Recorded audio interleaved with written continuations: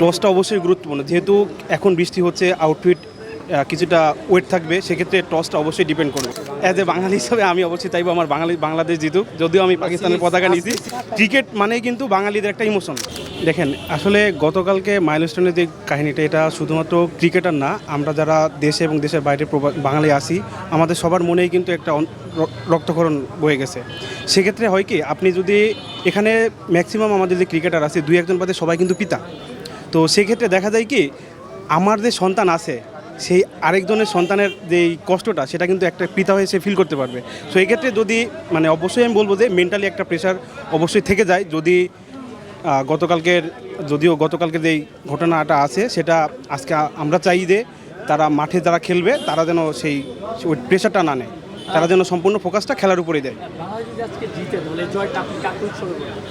দেখেন, যারা আসলে মারা যায় তাদের উপরে তো উৎসর্গ করে কিছু কোনো লাভ নাই, শুধুমাত্র তাদের জন্য দোয়া করতে পারি। আর যদি আজকে জয়টা আমরা পাই, তবে ইনশাল্লাহ এটা অবশ্যই এটা একটা জয় বলবো না, এটাকে আমরা আমাদের যেই ছোট ছোট বাচ্চারা মারা গেছে, এটা তাদের উপরে উৎসর্গ করতে চাই। হ্যাঁ, অবশ্যই এটা স্মরণ করা উচিত। অবশ্যই এটা স্মরণ করা উচিত, বাংলাদেশি হিসাবে, বাঙালি হিসেবে এটা অবশ্যই আমাদের স্মরণ করা উচিত। টসটা অবশ্যই গুরুত্বপূর্ণ, যেহেতু এখন বৃষ্টি হচ্ছে, আউটফিট কিছুটা ওয়েট থাকবে, সেক্ষেত্রে টসটা অবশ্যই ডিপেন্ড করবে ম্যাচের হার এবং জিতার উপরে।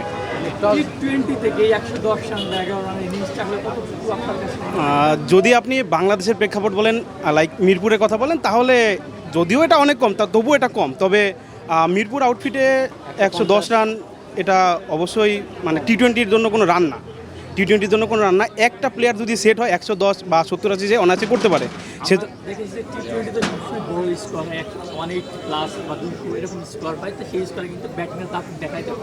টি-20তে বেসিক্যালি দেখা যাচ্ছে বোলিং দেখুন দাপট থাকে না। আমাদের মিরপুরে দেখছি আমরা সময় যে তার উল্টাটা বা ব্যতিক্রমী কোনো কিছু হয়, যেমন এই ম্যাচে কিন্তু আমরা দেখেছি যে 110 রানে কিন্তু পাকিস্তান কিন্তু অল আউট হয়ে গিয়েছে। তো সেই ক্ষেত্রে এই ম্যাচে এরকম কোনো প্রভাব পড়বে কি, বা এরকম কোনো ম্যাজিক দেখাবে কি? অবশ্যই, যদি আজকে যেহেতু গত ম্যাচে আমরা বাংলাদেশের স্পিনারের তুলনায় পেসাররা ভালো করছে, সেক্ষেত্রে অবশ্যই আজকে পেসাররা ভালো করবে এবং মোটামুটি আশা করা যায় যে 150-60-এর মধ্যে যে কোনো টিম প্যাকেট হয়ে যাবে। লাস্ট ম্যাচে মুস্তাফিজ 4/24টা বলের ভিতরে 18টা বল ডট দিয়েছে। তার নিঃসন্দেহে বলাই যে সবচেয়ে কিপটা বোলিংয়ের তালিকায় মুস্তাফিজুর রহমানের নামটা আছে। হয়তো আপনি এটাও জানেন যে সবচেয়ে বেশি মোস্ট সিক্সের কিন্তু বাংলাদেশি প্লেয়ারদের নাম আছে, ওয়ার্ল্ডের ভিতরে তানজিদ তামিমের নাম আছে 68টা, বাংলাদেশের 68টা, এবং তানজিদ তামিম পারভেজ কিন্তু সেই লিস্টে আছে। এটা হচ্ছে সবচেয়ে গৌরব। এটা অবশ্যই বাঙালি হিসেবে আমাদের জন্য অনেকটাই গৌরবের বিষয়, কারণ আপনি দেখেন অস্ট্রেলিয়া, ইংল্যান্ডেও কিন্তু অনেক দামি দামি প্লেয়ার আছে, যারা বিগ ব্যাশ বলেন, সুপার লিগ বলেন, বিভিন্ন লিগ খেলে বেড়ায়, তারা কিন্তু ওখানে অনেক ভালো ভালো পারফর্ম করে। সেক্ষেত্রে ইন টোটাল যদি বলতে যান ন্যাশনাল টিমের পর্যায়ে, সেক্ষেত্রে অবশ্যই আমাদের এটা গৌরবের বিষয়।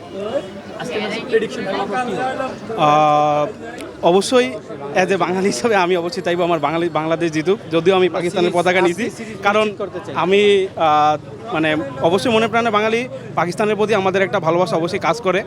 আর অবশ্যই চাইবো আজকের ম্যাচটাই জিতে আমরা তৃতীয় ম্যাচের জন্য অপেক্ষা না করে আজকে যেন সিরিজটা কনফার্ম করতে পারি। গতকাল ম্যাচেও আমরা দেখেছি অনেকে পাকিস্তানের পতাকা বা পাকিস্তানের জার্সি পরে রাখার কারণে কিন্তু কমেন্ট বক্সে অনেক রাজাকার একটা দিয়েছে। এই বিষয়টা আসলে দেখেন, নাগরিক হিসেবে আসলে ক্রিকেটটা এটা আসলে এখানে রাজনীতির কোনো ইস্যু না। ক্রিকেট মানেই কিন্তু বাঙালিদের একটা ইমোশন, এটা আপনারা জানেন, ইমোশন কাজ করে। সেক্ষেত্রে আমি যাকে ইচ্ছা তাকে সাপোর্ট করব। আমি বাংলাদেশ সাপোর্ট করবো, ইন্ডিয়া সাপোর্ট করবো, পাকিস্তান সাপোর্ট করবো, ইংল্যান্ড সাপোর্ট করবো, এটা আমার ব্যাপার।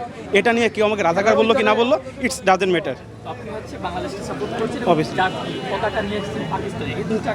না, বাংলাদেশের পতাকা আছে। না, আসলে ওই যে বললাম, না আমি জার্সি পরছি বাংলাদেশের পতাকা, কিন্তু আমি অ্যাজ এ টিম হিসাবে পাকিস্তানকে অনেক ভালোবাসি, সেজন্যই মূলত ওকে রাখছি। আমার প্রিয় খেলার যদি ওয়ার্ল্ড ওয়াইড যদি বলতে চান, আমি রিকি পন্টিংকে অনেক ভালোবাসি। বাংলাদেশের মধ্যে বর্তমান সময়ে তানজিদ তামিমকে আমার খুবই ভালো লাগে।